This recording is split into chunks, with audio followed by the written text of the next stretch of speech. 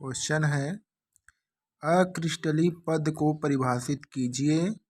अक्रिस्टलीय ठोसों के कुछ उदाहरण दीजिए। देख सकते हैं ऐसे ठोस जिनमें अवयवी कणों जैसे परमाणु अणुओं अथवा आयनों की व्यवस्था निश्चित क्रम में नहीं होती है अक्रिस्टलीय ठोस कहलाते हैं। ऐसी व्यवस्था में नियमित और आवर्ती पुनरावृत्त पैटर्न केवल अल्प दूरियों तक ही देखा जाता है। स्पष्ट है कि जो अणु परमाणु और आयन होते हैं उनकी व्यवस्था निश्चित क्रम में नहीं होती है, उसे अक्रिस्टलीय ठोस कहते हैं। उदाहरण के लिए क्वार्ट्ज कांच, रबर, प्लास्टिक इसके विशिष्ट उदाहरण है। इसी तरह से दूसरा क्वेश्चन है कांच क्वार्ट्ज जैसे ठोस से किस प्रकार भिन्न है? किन परिस्थितियों में क्वार्ट्ज को कांच में रूपांतरित किया जा सकता है? तो देख सकते हैं कांच क्वार्ट्ज और क्वार्ट्ज को कांच में रूपांतरित कैसे करेंगे। तो इसका आंसर है कांच सिलिका का अक्रिस्टलीय ठोस है।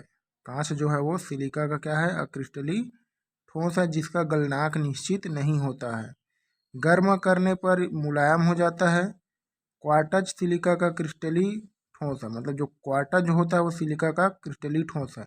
मतलब इसमें जो कांच और क्वार्ट्ज है दोनों क्या है? सिलिका के ही अवयव है। तो इसका गलनांक निश्चित होता है तथा क्वार्ट्ज को गर्म करते हैं तथा गलित अवस्था में इसको तेजी से ठंडा किया जाता है तो यह कांच में परिवर्तित हो जाता है। मतलब जो क्वार्ट्ज होता है वो सिलिका का क्रिस्टलीय ठोस है, इसका गलनांक निश्चित होता है। जब क्वार्ट्ज को गर्म करते हैं तथा गलित अवस्था में इसको तेजी से ठंडा किया जाता है तब यह कांच में परिवर्तित हो जाता है। क्वेश्चन देखेंगे निम्नलिखित ठोसों का वर्गीकरण आयनिक, धात्विक, आणविक, सहसंयोजक या अक्रिस्टलीय में कीजिए। तो एक प्रकार का ठोस है, कौन कौन सा नाम है देखिए, tetra phosphorus, decaoxide, ammonium phosphate, silicon carbide, iodine, phosphorus, plastic, graphite, पीतल, रुबिडियम, लिथियम ब्रोमाइड और सिलिकॉन। तो इन सब का क्या करना है? अक्रिस्टलीय कीजिए। ऐसा बोला सहसंयोजक क्या? अक्रिस्टलीय। इस तरह से वर्गीकरण करना, आयनिक है कि धात्विक है कि आणविक है कि सहसंयोजक है, अक्रिस्टलीय कौन सा ठोस है ये बताना है। तो देख सकते हैं यहाँ पे जो टेट्रा फास्फोरस डेकाक्साइड है वो आणविक ठोस है। अमोनियम फास्फेट जो है वो आयनिक ठोस है। सिलिकॉन कार्बाइड है नेटवर्क ठोस है। आयोडीन है आणविक ठोस है, आयोडीन अणु जो है वो आणविक ठोस है।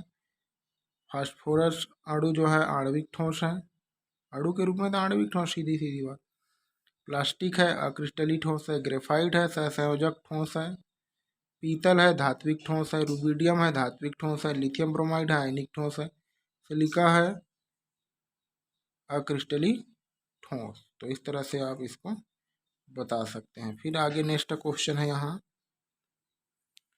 उप सहसंयोजन संख्या का क्या अर्थ है? निम्नलिखित परमाणुओं की उप सहसंयोजन संख्या क्या होती है? एक घनी निविड़ संकुलित संरचना, एक अंतः केंद्रित घनी संरचना। तो ये दोनों को बताना है उप संयोजन संख्या का अर्थ है। और निम्नलिखित परमाणु की उप संयोजन संख्या क्या होगी? एक घनी निविड़ संकुलित संरचना, एक अंतः केंद्रीय घनी संरचना। तो यहाँ पे देख सकेंगे किसी ठोस संरचना में एक कण के निकटतम परमाणु की संख्या को उप सहसंयोजन संख्या कहते हैं।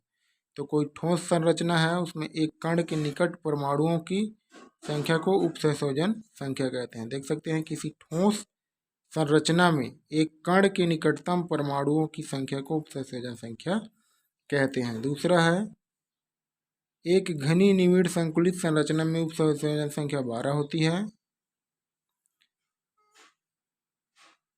नेक्स्ट है एक अंतः केंद्रित घनी संरचना में उप सहसंयोजन संख्या 8 होती है। तो इस तरह से देख सकते हैं।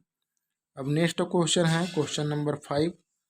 यदि आपको किसी अज्ञात धातु का घनत्व एवं एकक कोष्टिका की विमाएं ज्ञात है तो क्या आप उसके परमाणुिक द्रव्यमान की गणना कर सकते हैं? स्पष्ट कीजिए।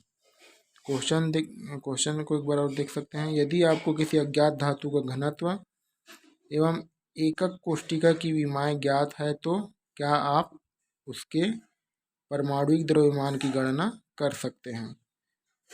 स्पष्ट कीजिए। तो माना कि किसी एकक कोष्टिका के कोर की लंबाई a, ठोस पदार्थ का घनत्व d तथा मोलर द्रव्यमान m, एवोगैड्रो संख्या Na है, तब घनी क्रिस्टल में एकक कोष्टिका का आयतन बराबर a का क्यूब या त्रिघात हो जाएगा। तो फिर आगे इधर देखेंगे, एकक कोष्टिका का द्रव्यमान बराबर एकक कोष्टिका में परमाणु की संख्या गुणित एक परमाणु का द्रव्यमान बराबर Z इंटू एम। जेड बराबर क्या होगा? एकक कोष्टिका में परमाणु की संख्या, m बराबर एक परमाणु का द्रव्यमान, एकक कोष्टिका में उपस्थित एक परमाणु का द्रव्यमान, तो m बराबर m बटे एवोगैड्रो नंबर।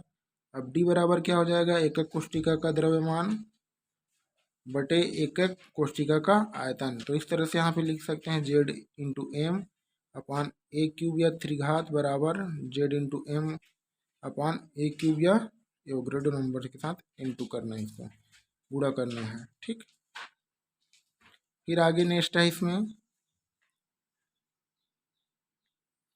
देख सकते हैं d बराबर हो जाएगा Z M upon a cube Na क्या है? एवोगैड्रो नंबर है, या m बराबर d into a त्रिघात Na upon Z हो जाएगा। अब लास्ट ऑफ क्वेश्चन है, इसमें देखेंगे क्वेश्चन नंबर 6। किसी क्रिस्टल की स्थिरता उसके गलनांक के परिणाम द्वारा प्रकट होती है। टिप्पणी कीजिए। किसी आंकड़ा पुस्तक में जल, ethyl alcohol, die ethyl ether तथा मीथेन का गलनांक एकत्र करें। इन अणुओं के अंतर आणविक बलों के बारे में आप क्या कह सकते हैं? ऐसा है तो देख सकते हैं इसका उत्तर। किसी ठोस में यदि कणों के मध्य आकर्षण बल अधिक होगा तो उसका गलनांक उच्च होगा तथा वह अधिक स्थायी होगा। इस प्रकार हम क्रिस्टल के स्थायित्व को गलनांक के परिणाम से समझ सकते हैं। इनका गलनांक का क्रम निम्न प्रकार होगा। जैसे मीथेन है तो मीथेन का सबसे कम रहेगा, उसके बाद डाईएथिल ईथर का मीथेन से अधिक होगा, फिर डाईएथिल ईथर के बाद एथिल एल्कोहल का सबसे अधिक होगा, उसके बाद सबसे अधिक गलनांक इसका होगा जल का होगा। तो इस तरह से आप देख सकते हैं। अतः इन यौगिकों का अंतर आणविक आकर्षण बल का क्रम भी गलनांक जैसा ही होगा।